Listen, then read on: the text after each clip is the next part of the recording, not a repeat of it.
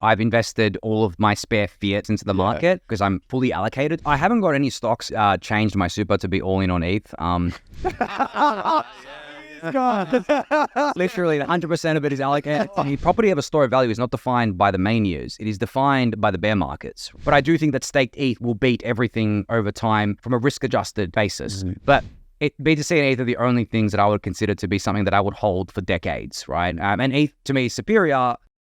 Welcome back to another episode of the Ben Bergs podcast. I'm Ben, your favourite high school dropout and founder of Collective Shift. Alongside me is Bergs, your favourite MBA and CEO of Collective Shift, Australia's leading crypto portfolio insights company providing professional analysis and portfolio strategies for crypto investors like you.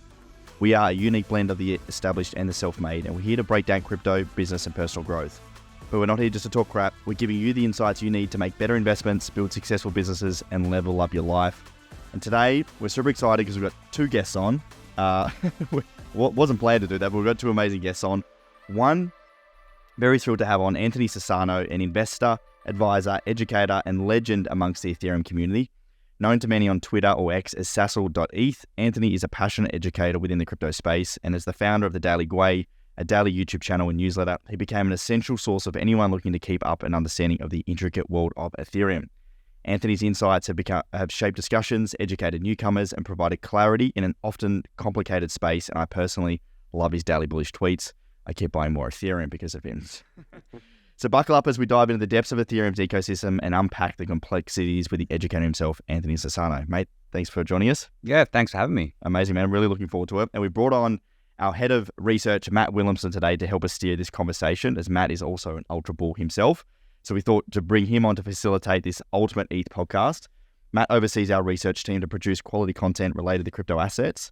He worked in the crypto space since 2017. We've worked together for, nearly 7 years now. And it's been an absolute pleasure to work alongside you. I've learned a lot. And as a writer, reporter, and independent researcher, Matt has got a bachelor's degree from Monash in double majoring in accounting and economics. And when he's not deep down the rabbit hole, enjoys hiking and running, as well as spending time with friends and family. So Matt, thanks for joining us as well, man.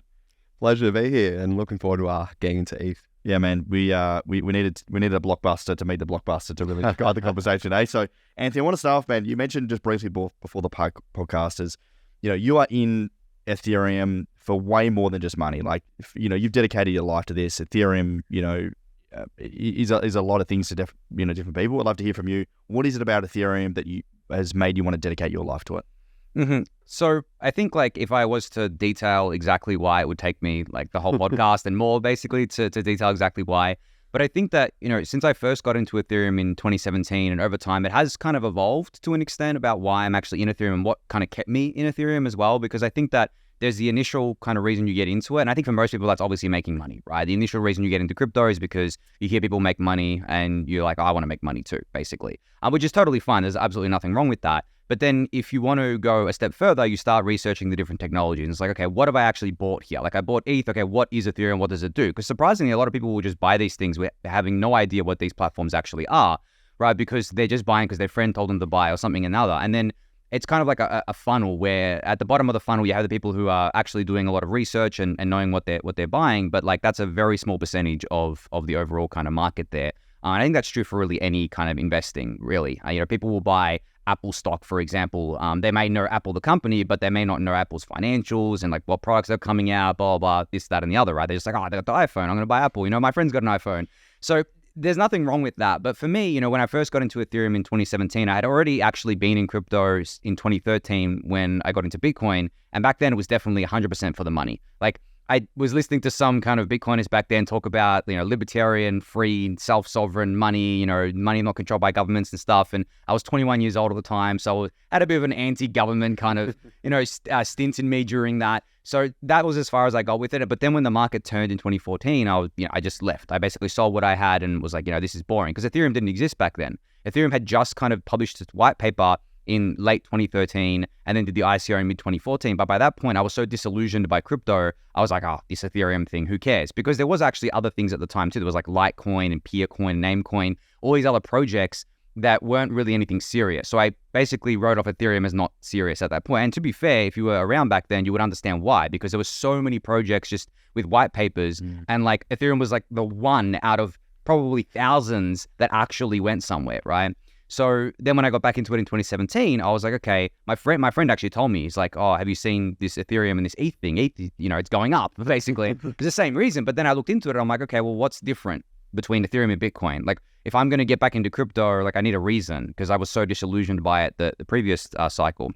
So I looked into it and I'm like, okay, well, Ethereum can do so much more than what Bitcoin can do. That's the obvious thing that you can see first. You can build applications on it. And immediately that clicked with me because I have a technology background. So, I'm all about tech, definitely tech first, money second when it comes to these sorts of stuff. But then over the years, like, just to give the, I guess, TLDR, it shifted from what you could build on Ethereum and Ethereum as technology to Ethereum as a social movement and Ethereum as a force for social good in the world through technology. So you're basically enabling people to coordinate, enabling people to get access to things that they may not have had access to, like financial applications and services and things like that. And you're just using the technology as a means to get to that end. So I would say today I'm in Ethereum for that, the social side. And the tech, as I said, is really just a means to that end. And that's why when people say, Ethereum doesn't have the best tech, it's like, I don't care about that, right? I care about what the tech is actually enabling and for who it is enabling it for, and the values that is embedded into that. Because Ethereum as an ecosystem values decentralization, it values credible neutrality, permissionlessness, it values everyone being able to verify the chain for themselves, which is technical, but not that difficult to do. And I think it is a bedrock of the crypto ecosystem, which other ecosystems don't value, and they don't really care about that. They're like, it's all about speed. It's all about how many transactions you can do and this, that, and the other. I'm like, it's never been about that, because if it was about that, Bitcoin and ETH wouldn't be combined $900 billion of the total 1.35 trillion market cap, right? So they are the vast majority, and they both have arguably the worst technology out of everything in crypto, right? So it's never been about the tech, it's been about the social movement and that's what crypto is to me, a social movement. Yeah, that's super important. That's something that took me a while to appreciate, the combination of the different reasons why a given protocol or blockchain would succeed or has a better chance to succeed.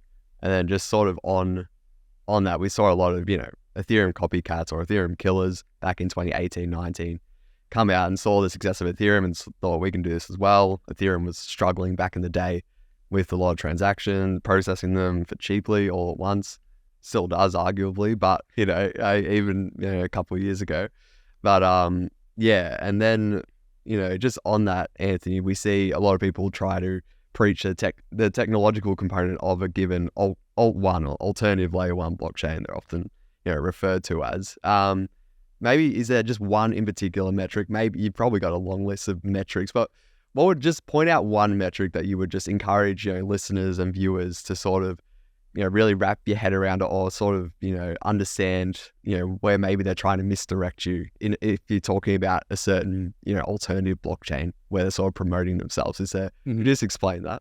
Yeah, I mean, there's a lot to this, I think, but I'll try to keep it concise. I think on your first point about all these competitors coming online, I mean, intuitively, if you come into crypto and you're not very versed on crypto, you look at Ethereum and you're like, oh, wow, it's like $1, $5, $10 to do a transaction. So intuitively, you think to yourself, wow, that's ridiculous, right? That's completely ridiculous. Why am I spending that much when I can go to this other chain and it's basically free, right? Which is totally fair. Like, I don't blame people for intuitively thinking that, because they will look at these products as the same thing. They'll basically be like, well, if I'm doing it on Ethereum, it's the same as me doing it on this other chain, when that is completely wrong. Like, it's completely different. Like, the way I look at blockchains is that they sell one product and it's block space. So they sell they basically sell a block, and different blockchains have different block times and things like that. But then that product that they're selling is very different to another blockchain, and it's the same as any product. Like, an iPhone is different to some kind of Android device, right? Maybe a low-powered Android device compared to an iPhone, you wouldn't really do that comparison, because the iPhone is faster, has more features. It's obviously more expensive, but it's just all about the product that's being sold here. So intuitively, as I said, like, I get it, and I get why the competitors have come online, and they've actually always hit on that point. They're like, oh, Ethereum is cheap. Ethereum is expensive, slow. We're cheap, fast. But if you look at the history of this, it goes way back before 2018 and 2019. It goes back to when Bitcoin was having its issues with fees and scalability. And that goes back as far as even 2013, 2014. And back then, people were saying the same things. Like, we've got to fork Bitcoin and we've got to make it faster and cheaper, which they did. But the problem is like, all those forks are irrelevant now. I mean, I think the most relevant one maybe is Litecoin, but in terms of market cap, it's worth like a very small percentage of what Bitcoin is worth. And no one really resonated with that. So when you look at the history of what people have actually continued to use and what products people have continued to buy, essentially, it's always gravitated towards the Bitcoin and Ethereums of the world. Like the blockchains with the most demand for their block space is Bitcoin and Ethereum still. And Ethereum's layer 2 ecosystem on top of that as well, which makes fees cheaper, which we'll probably get into. But on your second thing about metrics to look at, this is the hardest thing in crypto by far, because there are various metrics. All of them, except one, I believe, can be gamed, and very easily gamed and very cheaply gamed. So the typical metrics that these other chains will come up with is transactions per second, right? They're like, oh, we can do X amount of transactions per second, but Ethereum can only do X amount here, right? Or they'll say we have this many active addresses, Ethereum only has this many active addresses, or and they'll equate addresses with users, which is completely wrong, because addresses, especially on the cheaper chains, like you can just spin up a bot, right? You can represent hundreds of thousands, if not millions of addresses as one user. So again, really, really bad. And then people will say, well, this protocol has this much money in it. It's like, okay, but it has that much money in it, but like how much is that money inflated by? Like, is it just like a random token that's been pumped recently and now the value is just really highly inflated? So as I said, like the vast majority of metrics, pretty much all of them except one, are horrible. And the one that I'm talking about, and this is where it gets a bit controversial depending on who I'm talking to, is fee revenue. Because when it comes to fee revenue, and I'm talking about the fee revenue of the actual chain itself, that is extremely hard, if not impossible, to fake, because there is a cost with that. On Ethereum right now, it's like between $5 to $10 million a day of fee revenue. 70 to 80% of that is burned as part of the Ethereum burn mechanism, which means that the people that process the transactions, the validators, they don't get that. That is actually burned forever. So if you wanted to fake that, you would have to spend $5 to $10 million a day, right, to fake that. And you would have to do that for a very long period of time to make it convincing. Now, Ethereum has had this much fee revenue for years now. So that's why I say it's basically impossible to game, because unless you're like extremely rich and you have a purpose to game it, I don't know what your purpose would be, but if that's what would happen. Whereas on these cheaper chains that have basically free transactions, if that's the case, then it's very easy for whoever wants to maybe pump the token, fake these metrics, and then point to these metrics saying, oh, look at all the usage this chain has, right? Because they've got this much addresses or this much TPS, blah, blah, blah. So that's why I think that fee revenue is really one of the only metrics we can actually look at from an objective standpoint and get a good idea of things. And I guess the last thing I'll say is on the TPS thing, because the TPS, transactions per second, is the number one thing people love to point to.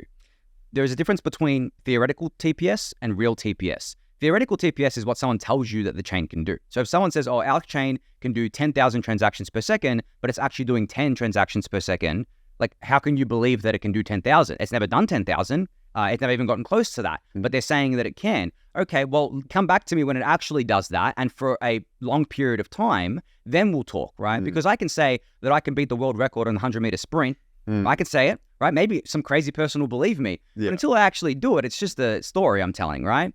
So again, that's why I think that TPS is one of the worst metrics, because it's very easy to claim something, but then if you can't actually achieve that, the claim means nothing, in my opinion. Absolutely. And everything you just said, it comes back to like people guess, markets decide, where people put this technology out there. They're like, it's going to do 1 million transactions per second. You look at it, there's like 20 going through. There obviously isn't the demand side there. And I like what you said about selecting metrics as well, where, we look time and time again, we see people going back to BTC and ETH. You'll have a split, you'll have a new technology, but they'll go back to the ones they use and they vote with their money, like paying for those transactions. It's such an important thing to look at. Like, what is the market actually using? And I was fascinated by something you said earlier. You were in Bitcoin in 2013. That is crazy. I like talking to early Bitcoiners because they're all a bit crazy. I'm not saying you are, but I was at the time, I think. Yeah, definitely. You need to see something in order to actually buy this. And I just have to ask you, what was it like back then? What did you see in Bitcoin? What piqued your interest to actually buy it? And then how did you even store your Bitcoin back then? And what was the ecosystem like? Yeah. So it was a very different world back then, as you can imagine. As I said, Ethereum didn't exist. Pretty much like 99% of the ecosystem as it exists today did not exist at all. It was very Bitcoin centric. There were offshoots, but they were looked at as very interesting experiments that would be at some point integrated with Bitcoin, right? If the technology was actually useful, Bitcoin would adopt it, which didn't materialize at all, really. But yeah, I mean, no one took them kind of seriously, and there were things that people like to trade and make money on, and things like that. Like the same as we see now. That always remains the same. I think when it comes to the cycle of markets, that's been the same for as long as markets have existed. That hasn't changed.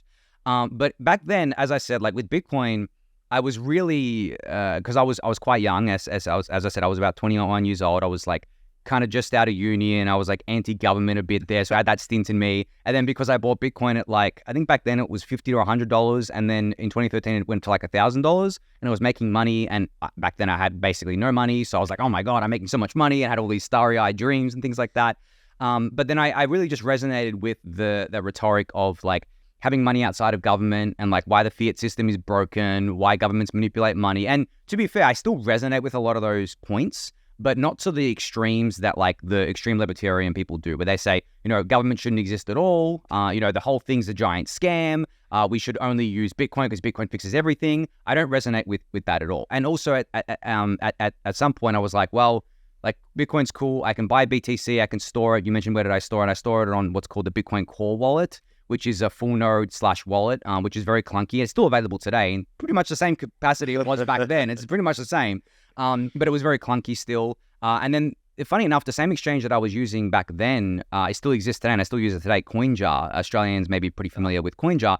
I used them back then, like for pretty much all of my fiat purchases and sells, and I still use them today. And then, yeah, I mean, I wouldn't store any coins on exchanges. That's not something I ever did. I always stored them locally. But yeah, it was super clunky. You had to sync a Bitcoin full node for Bitcoin Core to actually show you your true balance, because if it wasn't synced, it wouldn't know your balance, and then you wouldn't be able to actually make any transactions.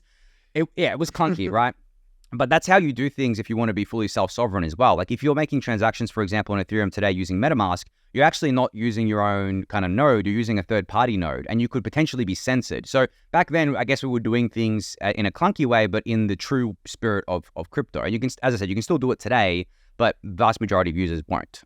So yeah. Because the people I've talked to that have bought Bitcoin relatively early, they'd be using exchange or be like Mt. Gox or something like that, end up losing all their Bitcoin. Yeah. That's the exact reason you store your own crypto. Yeah, exactly. Yeah, I think I remember trying to sign up to Mt. Gox, and I never got through or anything like that. You had to do weird KYC because they were based in Japan, and then getting money over to it from Australia was like impossible. And yeah, I remember there was a big narrative back then. It was hilarious because you look at the narratives back then, it's the same as today, where everyone was going on about Litecoin being listed on Mt. Gox, and that was going to lead to like this biblical Litecoin pump. But just the narrative of that actually did lead to a Litecoin pump, right? But then obviously Mt. Gox collapsed and it all fell apart. But there are other exchanges back then as well that aren't around today, like BTCE, for example. The FBI ended up shutting them down for laundering money for Russia, I think it was.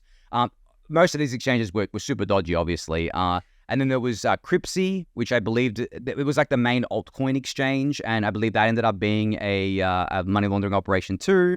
Poloniex, which still exists today, but like Justin Sun owns it now, right? And was very dodgy back then. It still is pretty dodgy. But yeah, it's kind of funny how like there are certain cockroaches in this ecosystem that have survived. Like Ripple, for example, was around back then. It's still around today. Like don't know what it does, but it's still there, right? It's still top 5 or top 10, which is crazy to me. But in terms of like what existed back then and today, yeah, I mean, Bitcoin is really the only relevant thing that's kind of survived. And then everything else, yeah, it's just crazy different now. And in terms of your journey, so it was when you were around 21. So what was your journey? Did you make enough money in Bitcoin before you kind of got to ETH, or did you start working and have a career? And how did you get to kind of where you are today? Yeah. So I lost 90% of the money I put in 2013, 14. And to be fair, that wasn't much money because I did not have much money at the time. I think I actually was still in uni at that point. And I was working part-time with my dad. And I was spending all my money on just stuff. Obviously 21 years old, going out a lot, spending money on petrol, takeaway food, and all the other manner of stuff. Yeah. Alcohol, video games, all that stuff. And yeah, I was just in a very different mindset back then. But I think that I look at that period of time, that experience, as a very pivotal moment in shaping how I approached crypto when I got back into it in 2017. Because 2017 I got back into it, and that was obviously another bull market. It was exactly the same as 2013, where everything went absolutely crazy. Ethereum basically repeated what Bitcoin did, essentially. Like, I mean, ETH went even harder. It went from like $10 to $1,400 in a year. just crazy gains, right? But then in 2018, we had the exact same crash that we had in 2014, where everything just got absolutely destroyed. ETH went down 94%, right? But the reason I stuck around this time in 2018, it was because in 2014, I know I kind of learned what not sticking around meant. It meant that I missed out on so much, right? Because I missed out on the ETH ICO. Like, I honestly think that if I was in the mindset that I was in 2018, in 2014, I would have bought the ETH ICO and I would have held it for a very long time. I wouldn't have sold just for like a 3x or whatever. I would have held it because I truly would have believed in it. Because I bought I think I bought my first ETH at like $10, but it wasn't much. And then I progressively bought more. And funny enough, I actually wasn't in profit based on all of my ETH buys until 2021, right? 2021, because I had DCA'd in during the bear market and bought some at like 200 and then it went to 100 and then I bought a bit more there. But I was like a true believer in it, right? And back then being a true believer was pretty crazy, especially because like, as you said, like there were all these competitors popping up. People thought Ethereum was dead. It came, it had a massive crash, all these sorts of things. But as I said, like I credit that learning experience from that first cycle in 2013, 2014 to actually allowing me to kind of stick around and do what I did. This is a pivotal thing that Ben and I talk about, where it takes multiple market cycles to actually understand and manage your psychology, and just so much pain when you were just talking there. So I started in 2017, bought so much like $80 ETH. 90% of it went to fucking ICOs at $0. Yeah, like me. Yeah. And then just, slowly averaging up that. But it takes a significant amount of time to actually learn how this market works and to project forward as well, to be forward thinking and say, what is this thing actually going to do in 5-10 years, and not sell out and, grind through the bear markets. Yeah, exactly. Yeah. And then that's the thing. Like I have this kind of thing where I say that the first cycle you get wrecked. The second cycle, you get wrecked, but then now you've got the conviction. The third cycle is where you make money, right? Like, so I'm in my third cycle at the moment. So it's like, first one wrecked on ICOs. Second one did all right, but saw shining NFTs. Yeah, and it's like into the next. That's what I'm saying. You still get wrecked, right? But then at that point, you kind of like are in it. You're like, you have the conviction. You're like, I know why I'm in it now. And then that's why the third cycle, by that point, you're like, I need to take some profits. Oh, for sure. This is the one. Yeah, they've given me a third cycle. What? So then that's what it was for me as well. Like, as I said, like I got wrecked in the first cycle. Second cycle, I bought, but then I rode it all the way back down. I actually didn't take any profits in 2017 at all. I did throw some into ICOs, but not that much. I was mostly ETH. And then I just kept stacking during the bear market. And then in this cycle, in 2020, 2021, I took a lot of profits from, I didn't end up selling any ETH, funny enough. I took profits from other things that I had bought, like DeFi stuff and other things around that. And then being so involved in the ecosystem, I had opportunities to do like angel investing and other stuff like that, which kind of helped me. But if I didn't have that, I would have sold the ETH and made profit on it, but I didn't, and I still haven't. I've never actually sold any ETH. It's all, majority of it is staked right now, and it's probably going to be like that till I die, if I'm being honest. The most diamond of diamond hands. Oh, I am, adamantium hands. And you know what? If I've got it till I die and then pass it on to my kids, I'm gonna make sure my kids are also like I'll come back to life if they sell my ETH. I was going to say, Anthony, what is your investing strategy coming into this cycle? Do you rotate into alts? That's where you make your money, that you to live on and grow, stake your ETH, Bitcoin. How are you playing this next cycle? Yeah, I mean, at this point in my kind of investing journey, I am definitely what you would call a very conservative investor.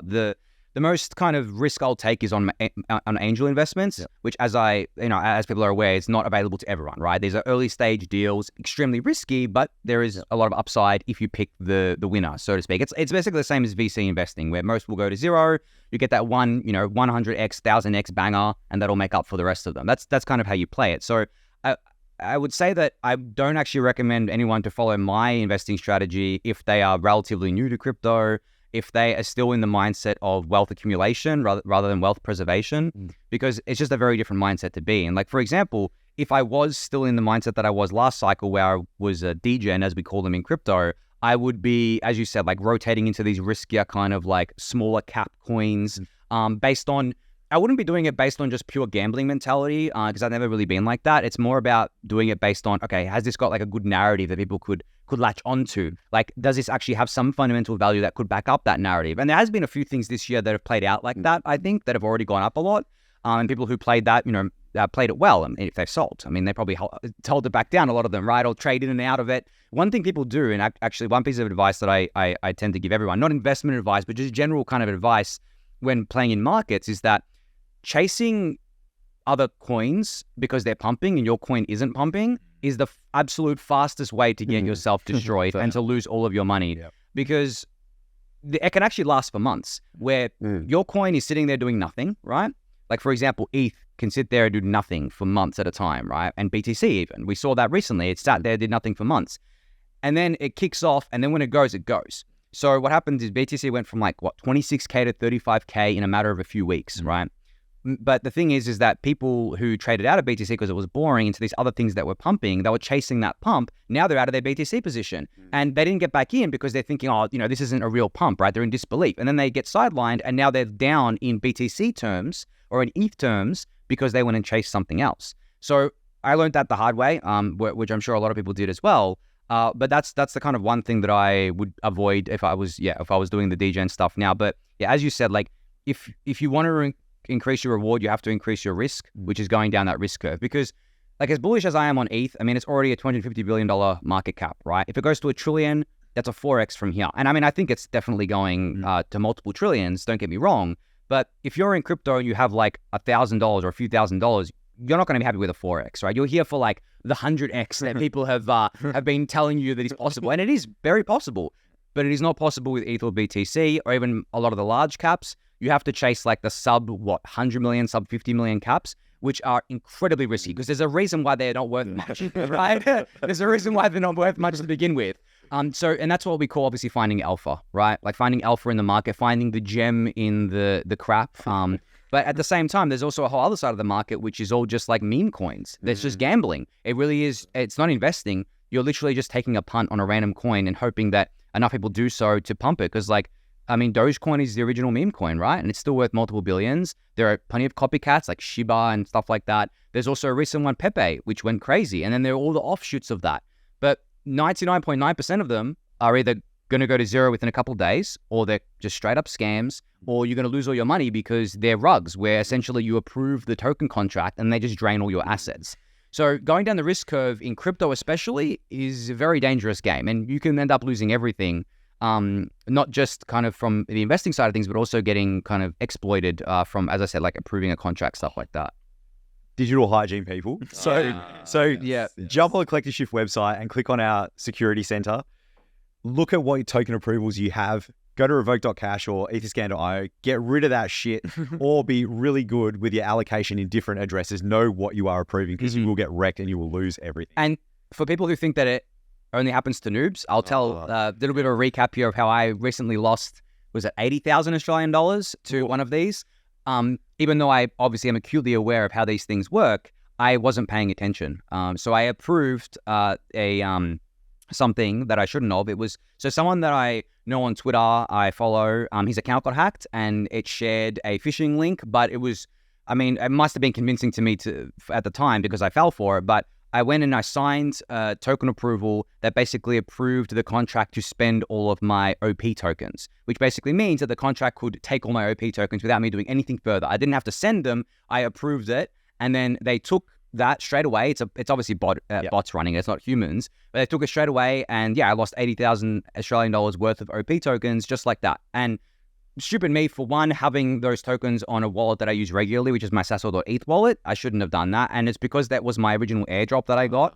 So that's why they were there. And I was delegating them in governance and things like that. And two, I just literally wasn't paying attention. I usually triple check everything that I'm signing or approving, but I was actually, funny enough, publishing my podcast. So I was editing that, and then I was looking at these transactions yeah, and I'm being a cowboy, right? This is exactly how it fucking happens. Yeah. Every time you're either sleepy or you're a little bit sick, or you haven't touched your hardware wallet. Yeah, a bit tipsy. Haven't touched your hardware wallet for a couple of months. You're not quite sure, and they get you. Yeah, every single time. And really, the only way I think to 100% avoid it, because there's different technologies that you can use to help you avoid it. There's different wallets out there.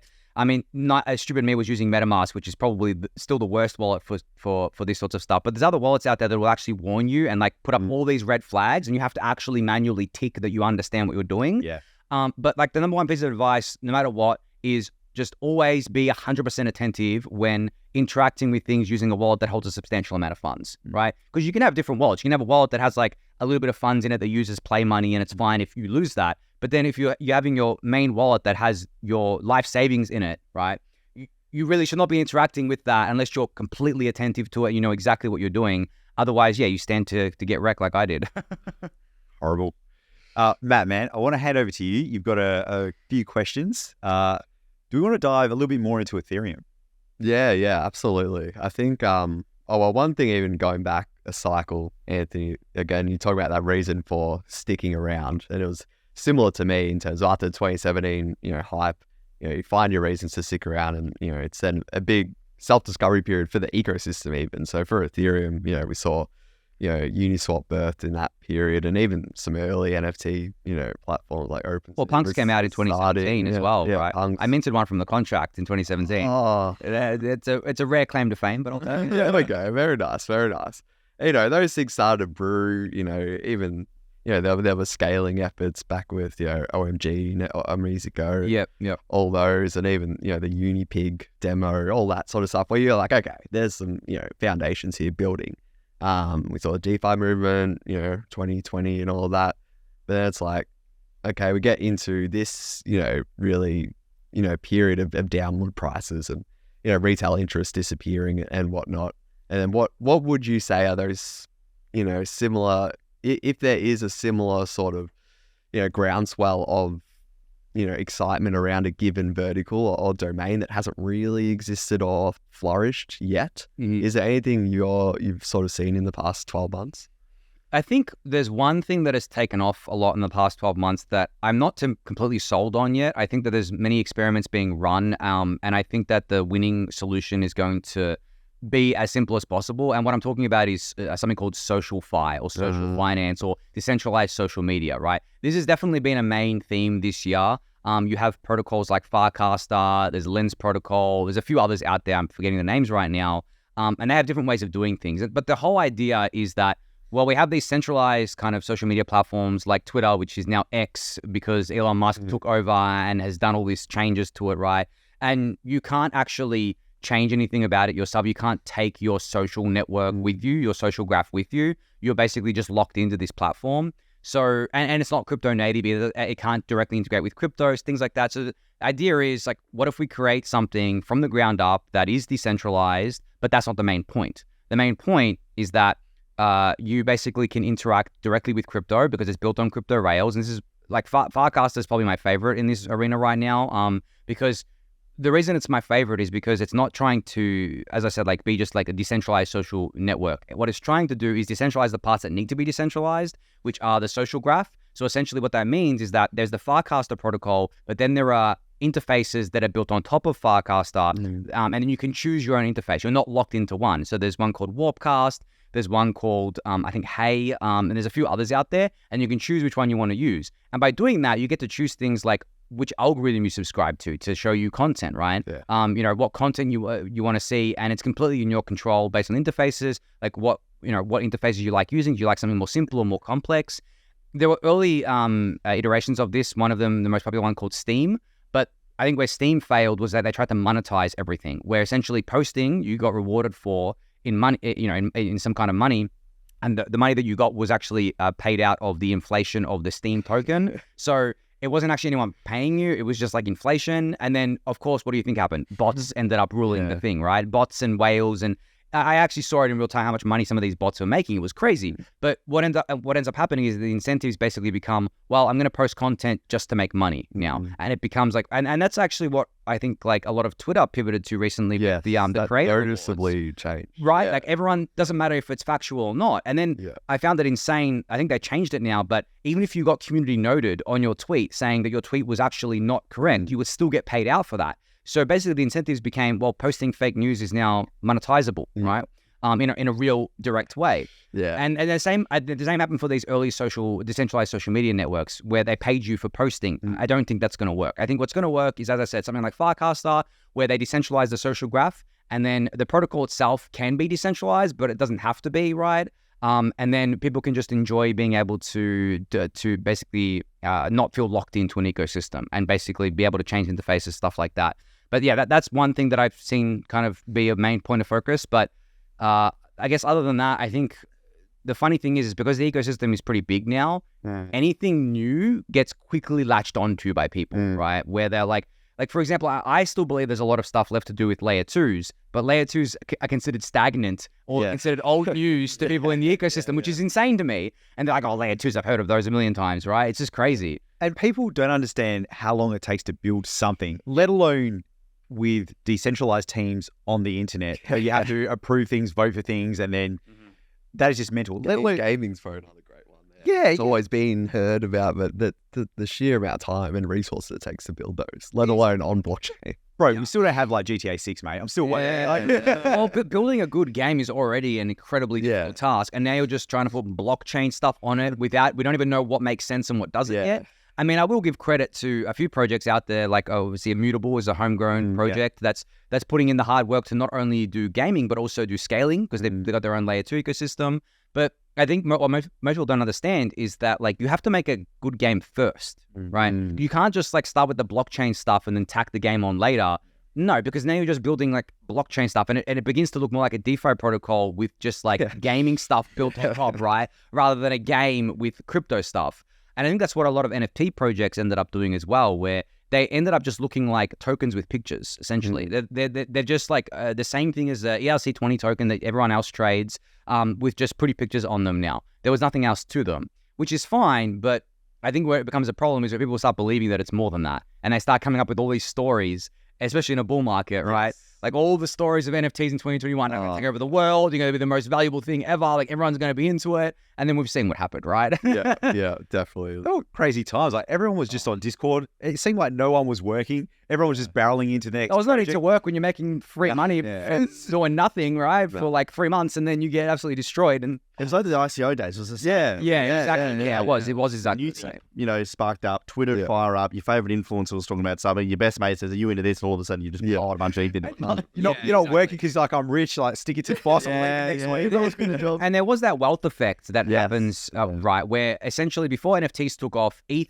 BTC, and a bunch of other things went up a lot. So you had all these people, especially in ETH, right, that had bought ETH at like $100 to $200, and now they're mega rich because ETH's at like $3K. They're like, oh, I want to do that again, right? I want to ride that again. And they went into NFTs because it was so easy to do, right? And that's why you saw that. So the wealth effect in crypto, I think, is much more pronounced than it is outside of crypto because it happens so quickly, where people can go from literally having nothing to having millions in 6 months, a year, right? You can go from like 2020, for example. The beginning of 2020 was still like the bear market. Like we had just done 2019, where it was still another brutal year. ETH was like $130 at the beginning of 2020. And then by the end of 2020, I think ETH was like $700-800. And then after that, a couple months after that, it was 2,000, 3,000, right? So because it happened so quickly, people come into so much wealth, it doesn't feel real, right? It doesn't feel like you're going to lose it either. So you start being a total degen and you start just buying everything and thinking, oh, nothing, everything's going to go up forever. It's a super cycle, as they mean. Up only. And I think that's another thing that I typically warn people about with crypto bull markets is that every single bull market, it's the same thing where everyone says that there's not going to be another bear market. Like, of course there is.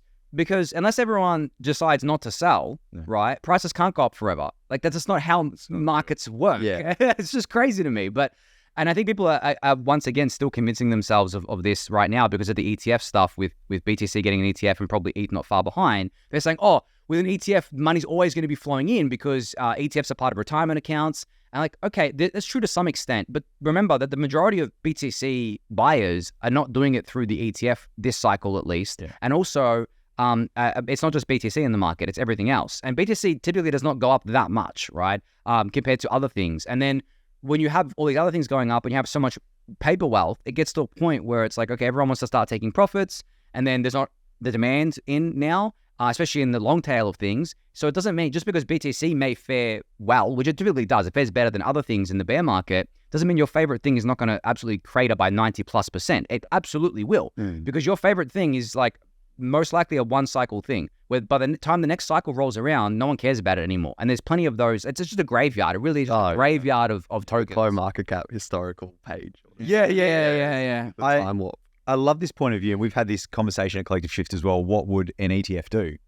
And a lot of people think it will be stabilizing. There'll be infinite demand. It's not going to go down. But that narrative doesn't fit with human psychology and everything we've seen in every other market that's ever existed since the beginning of time. It may have a stabilizing effect in the long run, which it actually probably will. But what I think people don't realize is that markets are forward-looking as well. So the reason why BTC went from 26K to 35K was because the market realized that it had not priced in the ETF yet. Because if people remember, there was a fake news that kind of ended up being taken as true news that the spot BTC ETFs were approved. Yeah. And that set BTC in literally like 10 minutes from 26K to 30K. And what that showed the market was that, one, people are underpricing the ETF, right? It's not priced in yet, and the market is inefficient. And two, the money's there to pump something, right? Yeah. So, of course, we went back down to 27K, but then a couple of weeks later, or a few weeks later, we were at 35K. So the market's being forward-looking means that by the time the ETF actually rolls around, right, or by the time kind of the hype cycle kind of finishes here, we go much higher than we otherwise would have because of that, because the narrative kind of pushes you higher.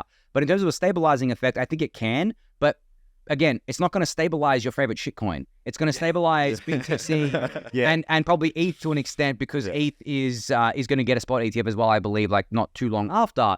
But everything else, right, is not going to have the same effect on, because the ETFs are not buying your shitcoins. They're buying BTC and ETH, right? So that wealth effect, in my opinion, is not going to trickle down either, because if you think about who's actually buying an ETF, they're doing it in their retirement accounts with money that they can't access, right, to pull out to buy the shitcoins with, because they can only buy other things that they're allowed to in their retirement account, right? They can't send it to, an exchange and start buying these other kind of things in a tax advantaged way. They can do it if they've got like a self-managed retirement account, things like that. But the whole point of ETFs is that it's better from a tax advantage perspective and obviously liquidity perspective and all those sorts of things like that. So yeah, I think people really need to keep that in mind, that just because BTC and ETH may get stabilized by an ETF, it means nothing for your shitcoins. It may mean that the hype drives them up in the bull market, but in the bear market, they're still going down the same as they always have.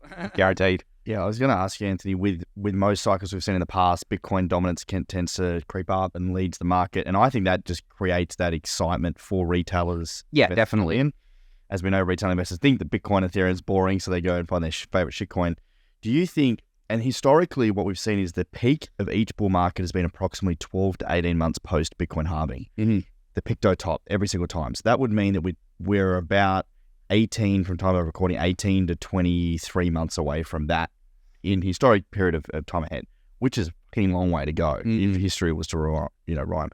Do you how do you expect this next cycle to play out? Do you think it'll be the same in previous cycles where, Bitcoin's going to lead, the halving will occur, say Bitcoin's at 50, 60K, retail investors are like, oh shit, this thing's not dead, come back in, pile into shit coins, and we just do this whole thing again? Or do you think it's different where we don't get that massive retail interest? Obviously, in the world right now, I think just like discretionary spending is down. Very different. Money supply isn't at the same level as previous inflation. How do you see that playing out in this cycle?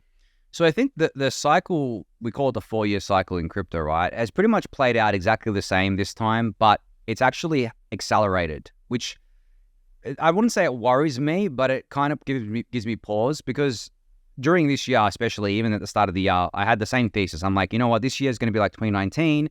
We're basically in a crab sideways market. We have a bit of a pump because it's like we just came off a brutal bear market and people are itching to, get back into the market, but it's too early because there's this concept of time-based kind of capitulation, which basically means you need enough time to pass for people to forget the pain and then start buying again. So really it was just like the money that was already in crypto. It wasn't new money coming in at the beginning of 2023. But now that we have the ETF stuff, that's changed the calculus where, as I said, like the market has brought forward the cycle, because I didn't expect BTC to go and maintain above 30K till probably next year, but it's brought it forward by about 3 months now. So if that's the case, you could reasonably expect the cycle to be at least 3 to 6 months shorter than it otherwise would have been. Because if the hype gets too ahead of itself too quickly, it's going to burn itself out. And I actually think that we may have seen a kind of glimpse of that in the 2021 cycle, because we had the first peak in May 2021, which I still consider to be the real peak. Because if you actually look at what drove us up to November 2021, the second peak, it was degen leverage. And it wasn't just the retail investors, it was the big money that all blew up. It was the FTX and SBF, it was 3 Arrows Capital, it was DCG, it was the Terra stuff, right? So if you look at it like that, and you see that really the second top was just buoyed by fraud, essentially, and fake money, then you can count May 2021 as the real top, right? Which means the last cycle was actually a faster cycle than usual as well, right? Because if you actually look at every metric except price, May 2021 is where all of them peaked, including retail interest in crypto. So I think what ended up happening was that we saw the NFT bull market, obviously, in the second half of 2021 and the alt layer ones as well. But again, that was driven by the crypto money, the crypto native money that was still in, not new retail money coming in, and all the fraud. So if that's the case, that means that we could potentially see the peak of this cycle be maybe just the second half of next year instead of in 2025. Yeah. So that's why I say it doesn't worry me, so to speak, because to be honest, I'm playing, that's how I'm actually just going to play it myself, to be honest, that I'm going to assume it's going to be an earlier cycle this time. Yeah. But at the same time, I feel like it depends on what you're in, because typically these things will kind of like rotate even as the market's coming off the tops. Like even if BTC and ETH top, other things may pump for like another 6 months or something like that and give you like chance to exit those.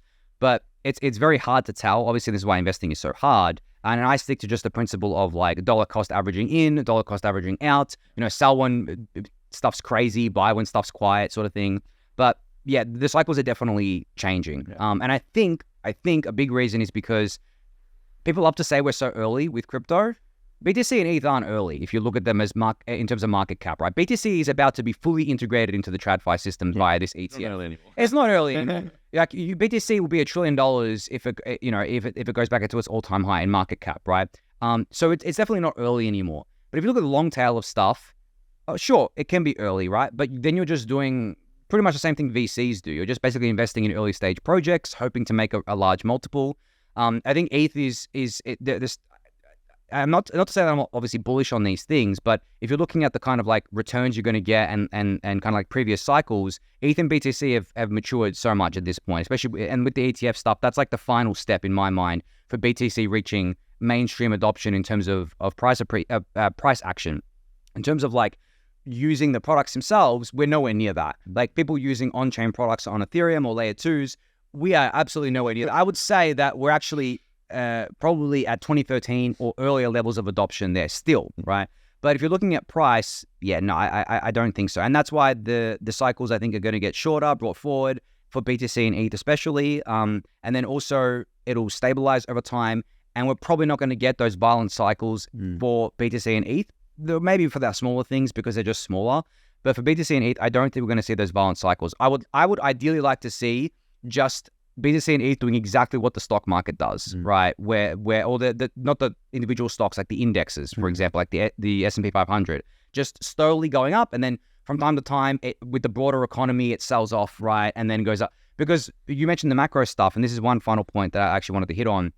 I still don't think that until we get probably the ETF and until it bakes for a while, that crypto cares about the macro stuff at all. It's too small, right? It's too small. It's too irrelevant to the world financial system. Yes, there's kind of like obviously a lot of turmoil here and there, but it's not as bad as all the doomers would have you believe as well. Inflation came down. It's funny because inflation peaked in June last year. That's when ETH bottomed, right? And since then, everyone's been saying, we're going to crash again. We're going to go down again. The only time we crashed near that was FTX collapsing. And FTX collapsing couldn't even get ETH to a new low. And BTC went slightly lower, right? But since then, it's been basically up, even though this entire year, everyone's been saying, imminent recession, the world's going to fall apart, everything's going to zero.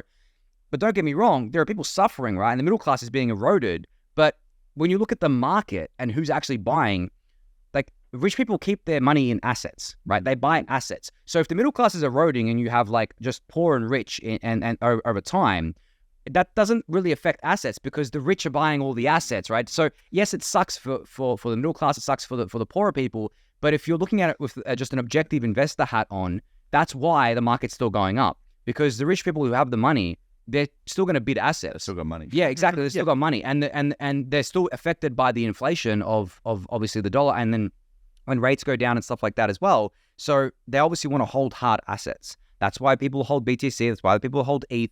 And then if they want to do kind of like riskier things, like go down the risk curve with these smaller projects, they do that as well. And that's why you see in the broader markets as well, like people do that. And also in the broader markets, like outside of crypto, the retirement accounts count for a lot, especially in the US. That's just a constant funnel of money going into stocks, like non-stop, like constant. That's not going to stop because that's the retirement plan for everyone, right? Same in Australia with the superannuation scheme and things like that. So if you look at it like that, and then you add BTC to that with the ETF, and then even if people only allocate 1% of it to BTC, you know, all that money is like tens of trillions of dollars going into it, and then 1% of that is still a substantial sum. So that's kind of how I view it broadly. But whether it's good, bad, or other, I don't think it matters, because when you're investing, you can't look at things as good or bad. You have to look at things as objectively as possible, because if you start looking at things as good or bad and you start doing like moral investing, you can do it. But if your aim is to make money, that's not the best way to make money. And that's just the truth, right? Not that I kind of, I guess, condone it or are happy about it, but I think people need to come to terms with that if they want to be a good investor. Yeah, for sure. There's so much great content there. But no, we have to touch on layer 2's. Let's do it. I've been waiting for this moment. Yeah, we have to. You said, yeah, if there is a big rush, you know, of users, like I think I'm really keen personally to see layer 2's be stress tested again. I think it's just something that would almost just expedite, you know, attention and resources into making them, you know, even more effective and whatnot. But, you know, for the average, you know, crypto investor who's checking in on the markets every couple of weeks or something, you know, they see a new layer 2 launching every month, really. Yep. You know, I think like Scroll just went live recently. There's that one with nil now. It's got the equals. It's got an equal sign in the name. Like, it's just getting ridiculous. Mate, you've got to get in early, get those airdrops, mate. Yeah, I know. And like this whole year has basically been that, really. Like, yeah, it's been some legitimate usage, of course. You know, yeah, OP mainnet, all the OP stack chains, Base was probably one of the highlights of the year. I guess just generally, yeah, where do you see just layer 2 adoption at, and is it probably more or less where you would have predicted it would be, and maybe a breakdown for it actually is and why it's necessary for Ethereum? Yeah, I mean, I think it's about where I would expect it to be at this time, because of the fact that, as I said, like, there still isn't that much new money in the market, and aka not new users. And I think that a lot of the usage, as you mentioned, there's airdrop farming, people just hoping to get a token or something. But I think that there's also a lot of the people that may have been on other layer 1s because they were cheaper. They come to the layer 2s because the layer 2s have more liquidity. They're easier to use. They're directly integrated with Ethereum, things like that. And then people, just migrating from Ethereum layer 1 as well, because it's expensive there. But I do want to, before I dive into other things, frame this a bit differently for people, because I think that when it comes to scaling chains and scaling crypto, I think that people assume that there's all this latent demand that's going to come as soon as we scale, which isn't the case, because we've had a lot of space, a lot of block space available on other chains for years now, right? And they've been able to do heaps of transactions and do them really cheaply, but they're all very, very, very small compared to Ethereum and Ethereum's layer 2s now. And there's a reason for that. And the reason, because I believe fundamentally the most valuable use case of blockchains by far is the economic use case. Everything else is completely secondary. Gaming, social stuff, like all the other stuff. It's cool. It could add a lot of value. But if we're talking about what actually brings demand and what people pay for on chain, because you can do a lot of this other stuff off chain while still using a blockchain, which we could potentially get into, but it gets a bit more complex there. But in terms of what people would actually pay for, it's economic. Because, for example, let's just say you want to trade something on Uniswap and you want to buy some random token you came across, but on Ethereum layer 1, the fee to do that is $10, okay? Well, if you expect that token to do a 10x, right, and you're putting $100 in, you're fine paying $10 for that transaction, right? Because it is a positive expected value, right? Whereas if you're doing a transaction and you've only got $50 and it's costing you $50 to do it, well, you're getting nothing out of it, right? There's no point in doing that unless you, again, expect the token to go up and then you're just taking a loss for more expected value. But it all depends on the individual. But at the same time, the people who are actually doing regular transactions on the chain, not the ones just buying a token once a week or something like that, are the bots. And these bots are what we call MEV bots, where essentially they do things like arbitrage, they keep the prices in check.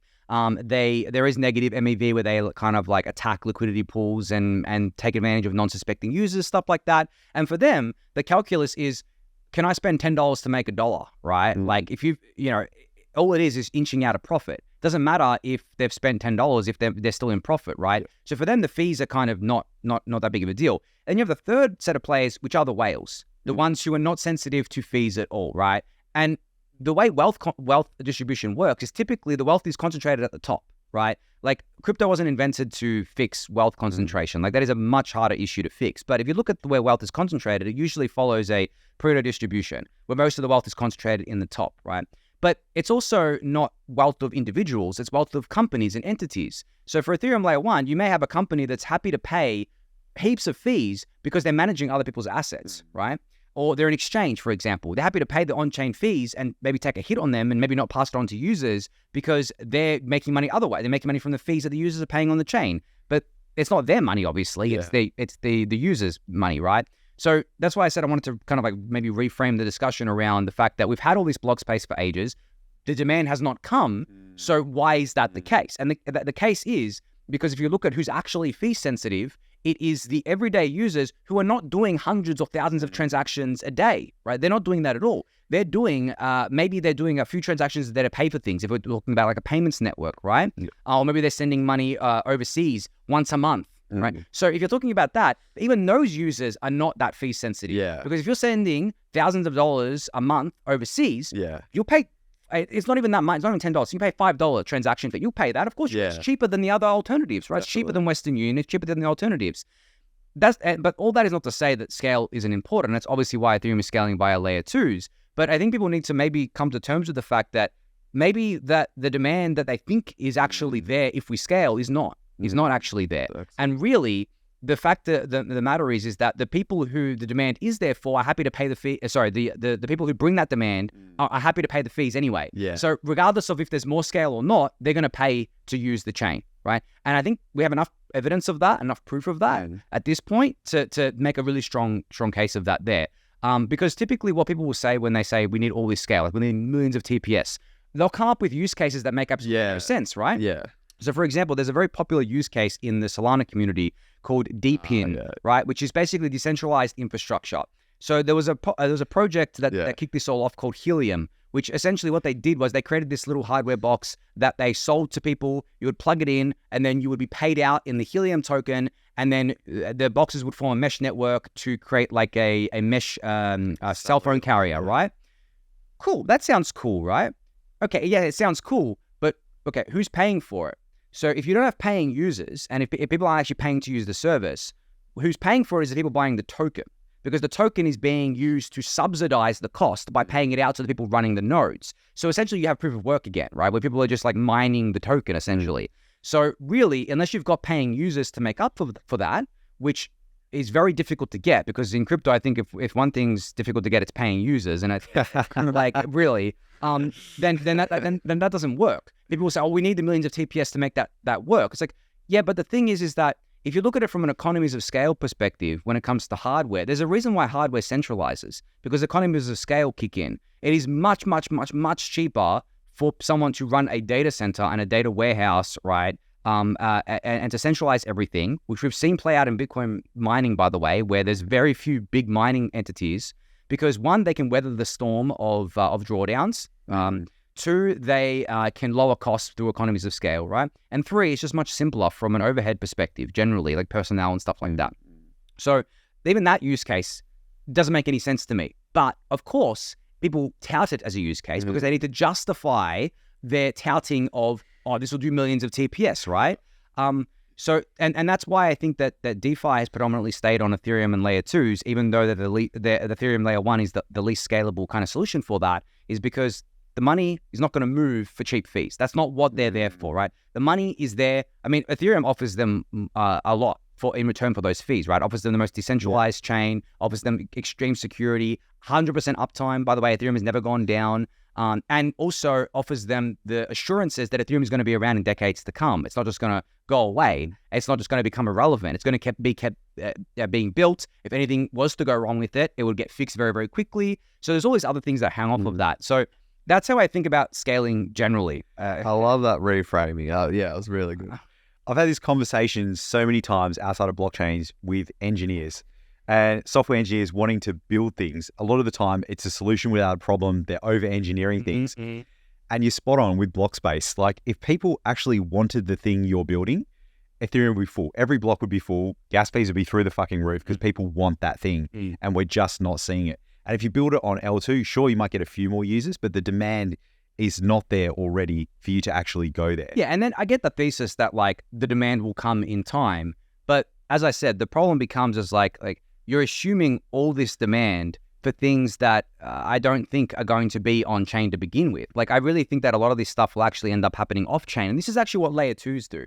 Layer 2's, especially ZK, all they do is that they just do things off chain. There's this concept of a ZK co-processor, which basically what it does, and this is the magic of zero knowledge proofs, it does the transactions off chain. It pays a cost for them, but it's the cost of running the what's called a ZK prover on. It can be on a centralized database. It doesn't have to be on chain where it's more expensive. And then they just post the proof on chain, which is much cheaper than doing the actual transactions on chain. So you're basically compressing the cost, right? And that gives you the same security guarantee that you would have on chain through the magic of ZK. So like when you look at it holistically like that, not only is my belief the demand for millions of transactions per second not there and not ever going to be there, we also have ways to do it where even if it is there, right, in that kind of capacity, you can compress it down so that on chain, it doesn't require millions of transactions per second of capacity to actually enable that. But that's my bull case for layer 2's and the what we call the modular scaling roadmap in Ethereum, because there's the monolithic approach, which is the chains like Solana, for example, are taking that approach, whereas Ethereum is the modular approach where you have layer 1, it's not very scalable, but it's extremely secure, extremely reliable, and then the layer 2's that sit on top that can take advantage of this really fancy technology in order to scale Ethereum. And it's just an extension of Ethereum, basically. But also on top of that, Ethereum layer 1 can, in the future, maybe 5 to 10 years out, take advantage of that technology as well in something that we call enshrinement. So if we were to enshrine something at the layer 1, it would mean making it part of the layer 1 protocol because maybe it was part of a layer 2. Now we've put it as part of the layer 1, and now you can take advantage of it at layer 1 as well. So the vast majority of improvements in this ecosystem will not come from hardware, it will come from software. And ZK will be basically the main thing that does it. Yeah, that's what everyone seems to keep saying, just the amount of resources going to ZK and some of the early efforts of, Zcash and stuff, like their techniques and all of that are in the last bear market really have like expedited all of that, which is great. And, again, it's that idea out, something will come or new apps will be unlocked, which, may very well happen. But, it's interesting because you get the likes of Decentraland, and I'm just thinking of those projects that were really, salty in a way when DeFi Summer took off, because remember how that took up the chain, but then that's the thing. It prices out certain use cases. Yeah, like for example, gaming like Decentraland, Gods Unchained, an early game. The ones that they got priced out because no one is paying $10 in fees to trade a card that's worth 10 cents. Yeah, right. But again, Gods Unchained is now on Immutable, which is a layer 2, right? Yeah. So they just was like, well, what? There's no point. You don't need to have everything on a 10-cent card does not need to be secured by, it only need to be secured by a network that's been built to resist nation states. I don't need that for my common Pokemon card that's worth 10 cents. So and again, that's a broader kind of discussion there. But the last thing on the ZK thing I'll say is that ZK as a zero knowledge as a concept has existed for decades. It just had no practical application until blockchains came along, which meant that there was no funding going towards it, which meant nothing got built there. It was a science project for people. It was a research thing. But now that it has a very, very practical application for blockchains, it's been funded with billions, tens of billions of dollars, and it's real and it works. It's not theoretical. It works.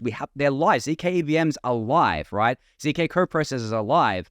So when looking at like that and I actually think that stuff's still early. I said before how a lot of this stuff isn't early when it comes to the markets. The tech side's still very early, that will enable the new use cases. But as I said, like I don't think that there is millions of TPS demand for like on-chain TPS, right? I think that the demand may exist, but as an off-chain thing, because it's too expensive. Even if these chains that claim to be able to do millions of TPS right on-chain, they haven't done it for starters, right? So you can claim everything you want, like I was saying at the beginning.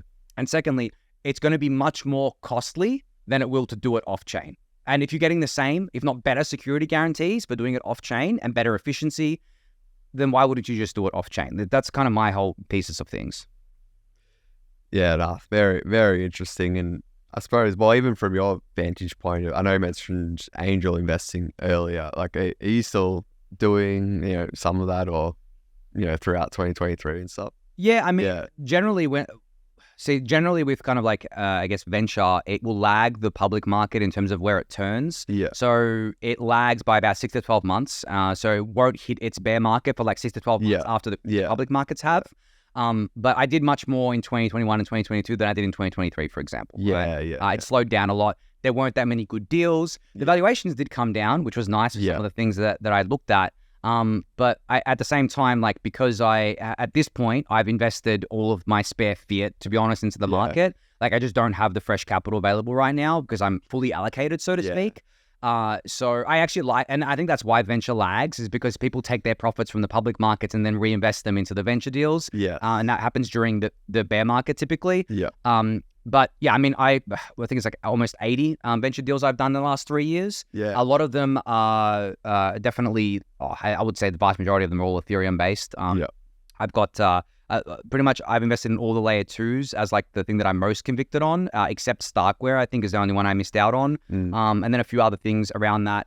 And I'm also an advisor at Bankless VC, which is Bankless's VC arm there, which, and then an LP in a fund called Credibly Neutral. And Credibly Neutral, I'm an LP because they're doing things outside of Ethereum. So it's kind of like a hedge, I guess, even though I don't, like, and I'm friends with the founders, but it's kind of like a hedge of like, if I'm completely wrong.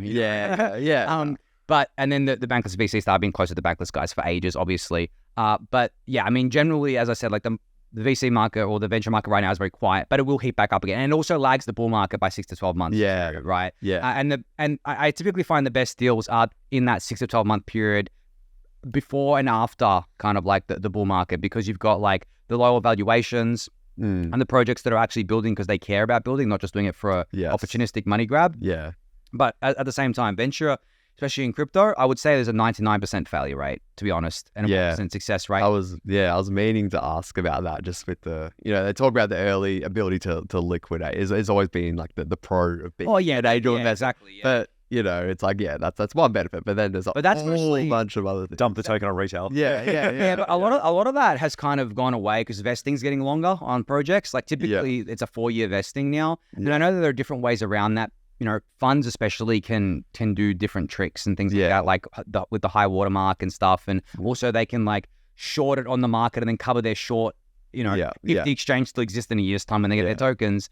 Even 4 years though, compared to private. It's a shorter cycle. It is definitely shorter, but it's gotten longer because some and it depends on the, like, honestly, I would actually distrust any deals that had quick vesting. Because it would just signal to me that they just signals cash grab to me. But at the same time, I think that the longer vesting is kind of a funny thing because crypto prices are so volatile.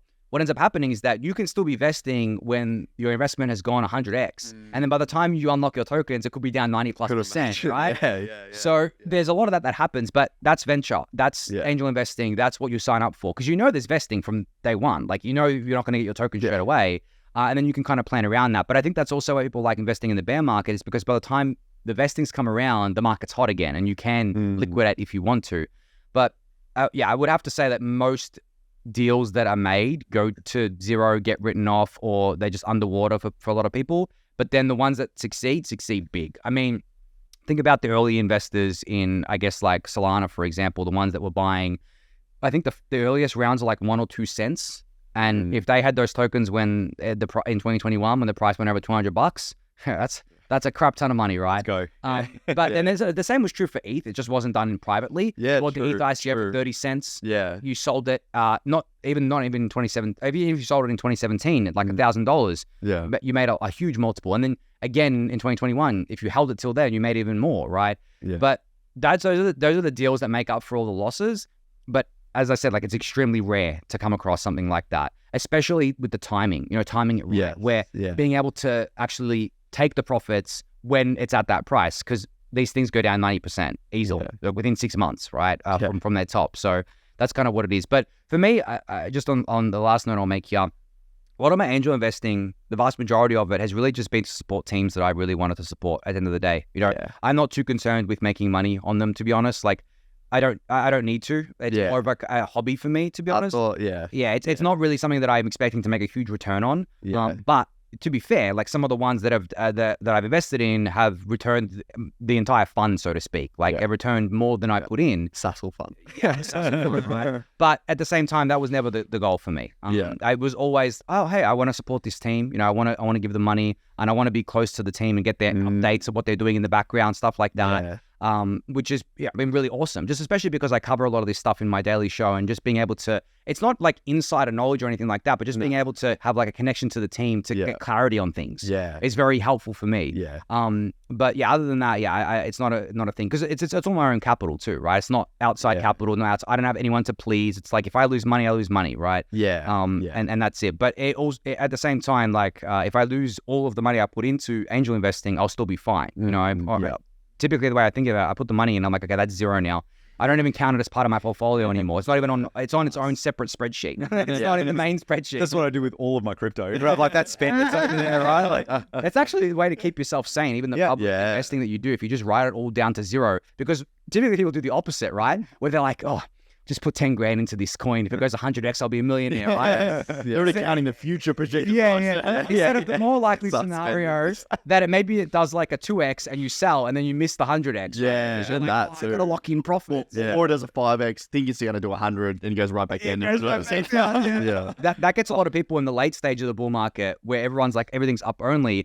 So what they'll do is they'll buy everything because everything's pumping. And then they're like, this is going to go 100x or whatever it is. And then it all just burns and crashes. And overnight. And they keep doubling down as it crashes because they're just like... buying the dip. They're like, I'm buying the dip. And that's the kind of cult mentality. Take the floor.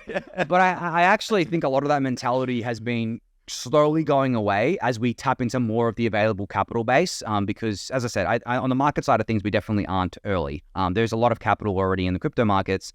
But as time goes on, as crypto becomes more mature, a lot of that will go away, and it'll be concentrated within like the pure kind of just like gamblers rather than like, the investors. People will just admit, okay, I'm just gambling now. Like this isn't investing anymore.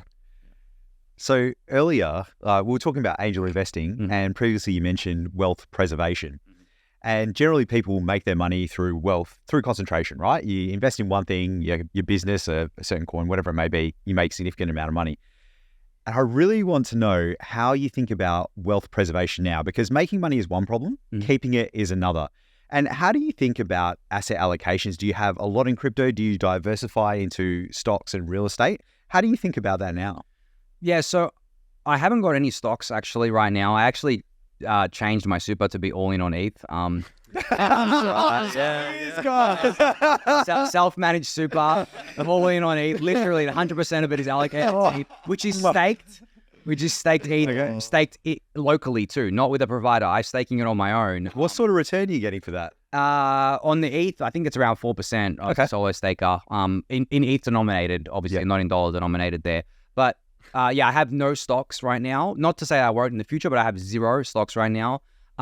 I have my house, obviously, and then a few other kind of bits and bobs here. But the vast majority of my net worth x the house is in crypto. Like I would say 95+% of it is crypto.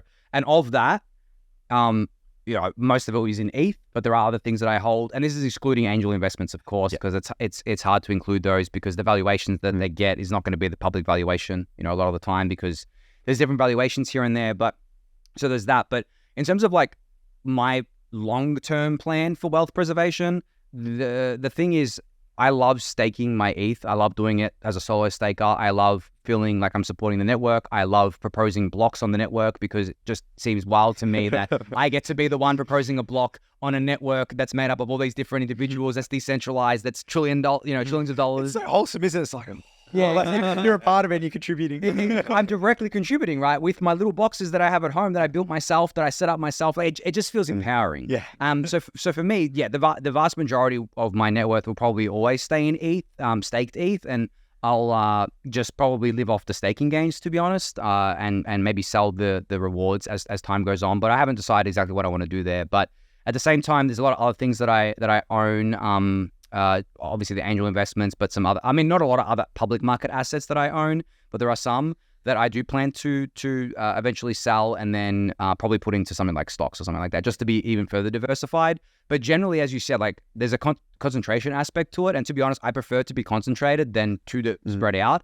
because being too spread out just means you're keeping track of too many different things at once. Yeah. And it becomes like a headache because I benchmark my performance of everything that I own against ETH.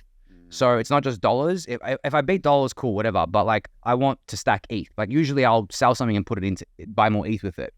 But if I'm not outperforming ETH, it's just a write-off of an investment to me. So that's how I kind of view it, and that's why I tend to, outside of the angel investing stuff, I'm extremely concentrated with the things that I buy. But everyone has their own strategy. I personally think that staked ETH is a good strategy because I believe ETH is a store of value and a money. I know that's maybe a controversial topic for certain people, but I believe it is. I believe it is on par with BTC in that respect. It's just behind because it hasn't existed for, I guess, like 6 years of BTC's life. So it's behind in like liquidity profile, network effect, all that sorts of stuff. But BTC and ETH are the only things that I would consider to be something that I would hold for decades, right? And ETH to me is superior, not just because of staking, but because I just like obviously much more bullish on the Ethereum ecosystem as a whole and driving value to ETH than I am on Bitcoin. But I think either or is like you can't really go wrong in that respect from a preservation perspective. But I would say that even though I'm in sort of wealth preservation, I still have sides of it where I am accumulating wealth. Like, as I said, the other things that I own. You still want to grow it, don't you? Yeah, obviously you still want to grow. But preservation isn't about just staying in one spot, right? It's still growing it over time. But I do think that staked ETH will beat everything over time from a risk-adjusted basis. Like if you're talking about beating inflation, right? And for the lowest risk possible, besides just putting money in a bank account and earning a yield on it, but you're doing that on dollars, right? You're not doing that on ETH. And I expect ETH to continue to go up probably forever over time against fiat. That's what I kind of expect.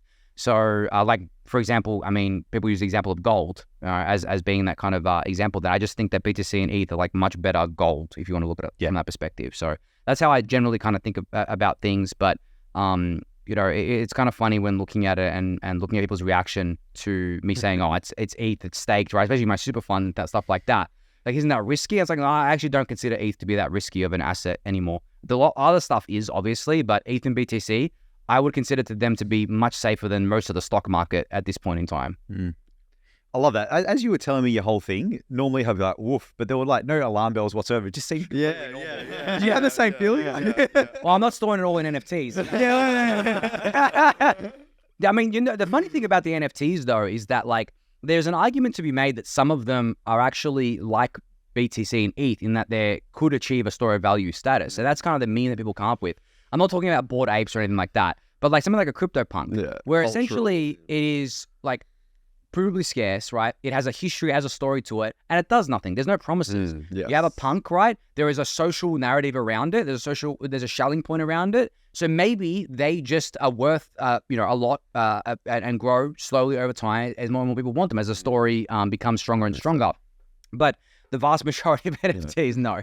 Execution risk, you don't get that. Exactly. You get that with, there's no roadmap. It's the same. It's the same with Bitcoin. I actually think the punks are the BTC of NFTs because there's no roadmap, there's no promises and no execution risk. There's just like, okay, here's the thing that you buy, and if enough people think that it's a store of value or if it's something that's going to increase in value over time, then it will, because it's just a social story. This is an incredible thing with NFTs. So shelling point is kind of where people naturally attract to, right? And I firmly believe that punks are that, like people go towards it, whereas other NFTs are like Veblen goods where people buy it just because it's going up and it's a status kind of thing, like Bored Apes. Yeah. Incredibly, I just wanted to highlight that because it's incredibly fascinating to me, and you've like solidified something in my head about NFTs now. I think that's the right way to think about them, because I think a lot of people think about them, my favorite NFT is going to be as big as punks or whatever. And I think that became a main narrative because obviously Bored Apes became as big as punks and like flipped it for a little bit. But the property of a store of value is not defined by the main years. It is defined by the bear markets, right? It is defined by what assets attract capital in a bear market, right? What do people take profit into? What do people hold? What do people not want to sell? Like, and it's not just true of crypto; it's true of everything. Where you don't sell the assets that you want to hold first. You sell the assets that you want to get rid of first, and that you don't see long-term value in, and that's it. Like it's the same with the real world, right? If you're in dire straits and you need money, you're not just going to sell your house, right? Your house is the thing that you want to keep the most. So you're going to sell everything else, and then if you have to, you'll sell your house. So.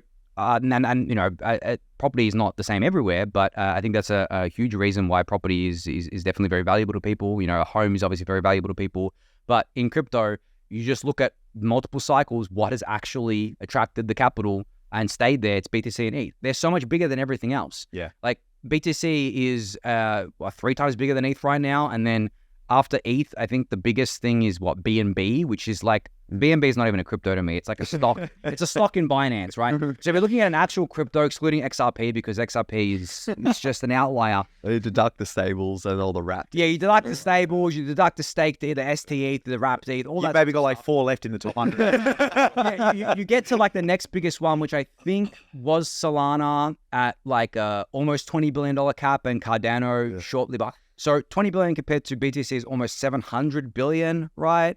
Like there is a substantial difference there. And that is what you look at when you're looking at stores of value. Like what it performs well, not in a bull market, but in a bear market. That's what defines it, because that's where the value flows. Amazing, man. I think we might wrap it there. We've gone into all lengths. Do you guys have anything else you want to burning questions? No, I got mine in. I'm a very satisfied man. I'm going back to buy some more ETH, mate. Silly everything. Anthony, that's been absolutely amazing, man. Where can people find your stuff? Do you want to just give a shout out to your Daily Way, your show? Where can people find your stuff? Yeah, just on Twitter. I'm sure you'll link my Twitter in the show notes and things like that. And then on there, there's just links to the Daily Way, which is, as you mentioned, a daily podcast YouTube channel that I do. That's 30 minutes every weekday talking about Ethereum. Just a lot of the stuff that we just talked about on the podcast, but mostly Ethereum focused. But I do talk about other things like the macro environment sometimes and how that relates to crypto, and barely about the markets, if I'm being honest. I try to avoid that because I like focusing on the fundamental stuff. But yeah, if you're interested in Ethereum and you want to get into the weeds, that's where it's at. I would warn people that it's not noob friendly, to be honest. There's a lot of context that you probably need to have. I try to keep it kind of high level, but it's hard because I like to get into the weeds, and that's my place to do it. So For an hour, if you have to explain everything. Exactly. So there is a lot of kind of prerequisite knowledge, I think. But if you are at a point where you think that you can just like listen to it and take it in as time goes, some people do that, right? They'll listen to it and they'll be like, I understood nothing that you were saying a year ago, but now I actually understand it. I'm like, oh, well, that's a pretty hardcore way to learn about Ethereum, but that's good. So yeah, that's where I do all my stuff. And then on Twitter, I mean, I'm less active on Twitter these days because it's just not that great of a platform, to be honest, these days anymore. There's so much noise on there. I am on Farcaster as well. People can find me on there if they want to sign up to that. It's a pretty cool social network, to be honest. I think it's very crypto native right now because it started off in a closed beta where it was just crypto people on there. But yeah, I mean, YouTube. And then there's a Daily Way Discord channel that people can join as well if they want to just get involved with the community there. Amazing, man.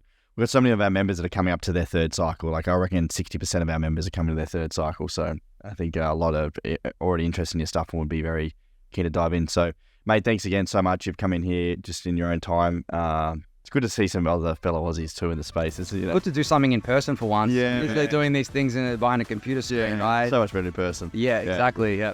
No, thanks so much, mate. And as always, guys, if you have any friends or family or other crypto people that you think would find value in this episode, we'd love for you to share with a friend. That's how we grow the podcast. And yeah, please check out Anthony's stuff. He's an absolute legend. Matt Berg, thank you so much for joining us. It was crap. One of my favorites, this one. Yeah. This was amazing. No, it was so good. We'll have to have you back on. Yeah, definitely. Always happy to chat all things Ethereum and crypto. Definitely. Awesome, man. Thanks, guys. See you next episode. Thanks, champions. See ya.